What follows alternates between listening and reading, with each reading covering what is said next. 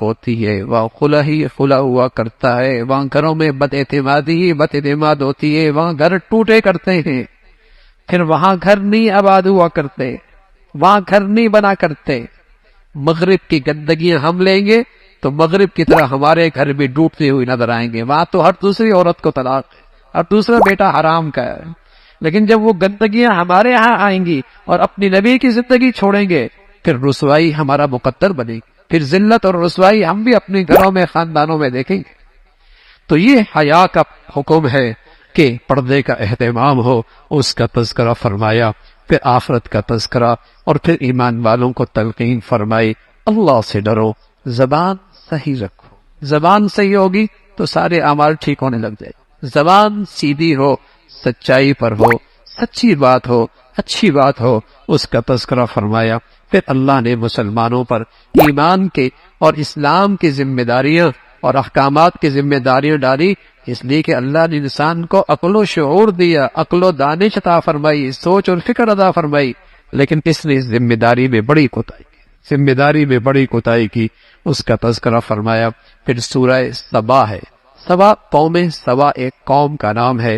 شروع میں اللہ کی حمد و ثنا ہے، اللہ کی بڑائی ہے، اور ہر چیز زمین سے نکلنے والی، زمین میں جانے والی، سب اللہ کے علم میں، سب اللہ کے علم میں ہے۔ نیکی والوں کے لیے جنت ہے اور نافرمانی والوں کے لیے اللہ کا عذاب ہے۔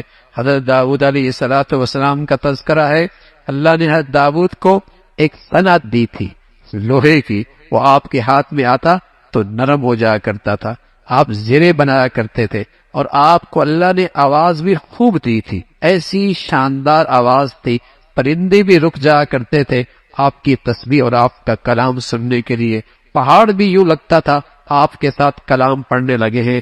ایسی خوبصورت اللہ نے حضرت داؤد کو آواز دی تھی، اس کا تذکرہ فرمایا۔ پھر حضرت سلیمان علیہ السلام کو اللہ نے غیر معمولی سلطنت دی، جنات بھی آپ کی سلطنت میں آپ کے حکم کے ماتحت تھے، اس سلطنت میں جنات بھی آپ کے ماتحت ہوا کرتے تھے، بڑے بڑے دیگے بنایا کرتے تھے، بڑی بڑی تعمیرات کیا کرتے تھے۔ مسجد اقصی کی تعمیر، مسجد بیت المقدس کی تعمیر حضرت سلیمان علیہ السلام نے جنات سے کروائی، اور آپ بیٹھے ہوئے تھے، ان کی نگرانی کر رہے تھے، اسی میں آپ کی روح قبض ہو گئی۔ جنات لگے ہوئی ہیں، کام کر رہے ہیں، لیکن جب لاٹھی جس پہ ٹیک لگی ہوئی تھی وہ گری، تب انہیں اندازہ ہوا کہ سلیمان علیہ السلام کی تو روح قبض ہو چکی ہے۔ کہنے لگے پہلے پتہ ہوتا اتنی مشقت ہمیں نہ اٹھانی پڑتی، مشقت نہ اٹھانی پڑتی۔ تو جنات بھی غیب کا علم نہیں رکھتے، غیب کا علم صرف اللہ رکھتے۔ پھر قوم سبا کا تذکرہ ہے، جنہیں اللہ رب العزت نے شاندار زمین، سرسبز ماحول اور شاندار آب و ہوا اور آباشی کا شاندار نظام، غیر معمولی زراعت۔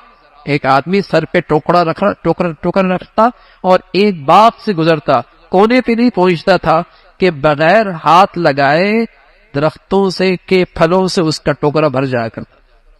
کوئی شخص وہاں اس سلطنت پہ آتا تو سر میں جوئیں ہوتی، مر جاتی۔ آب و ہوا اتنی صاف تھی، ایسی صحت مند تھی، آباشی کا نظام زبردست تھا، لیکن وہ قوم احسان شناس نہیں بنی، نہ شکری بنی، احسان فراموش بنی۔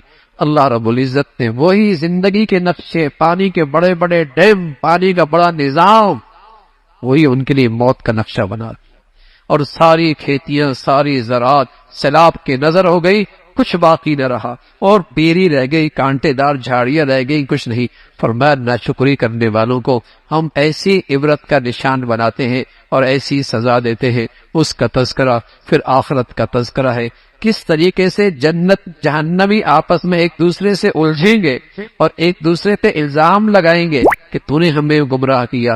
کمزور کہیں گے تم طاقتور تھے، ہم نے تمہاری پیروی کی، تمہاری وجہ سے ہم گمراہ ہوئے، اور جو مقتدا اور پیشوا تھے، جو اس وقت کے لیڈر تھے، وہ پیچھے والوں کو کوسیں گے کہ ہم تمہاری گمراہی کا باعث نہیں ہے۔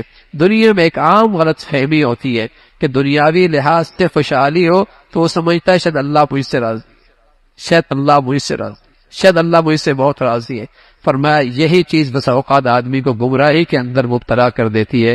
دنیا میں غریب کی غربت بھی اور امیر کی دولت بھی دونوں آزمائش ہیں. اللہ یہ دیکھنا چاہتا ہے دولت میں کون شکر گزار بنتا ہے اور غربت میں کون صبر اور اللہ کے فیصلے پہ راضی رہتا ہے.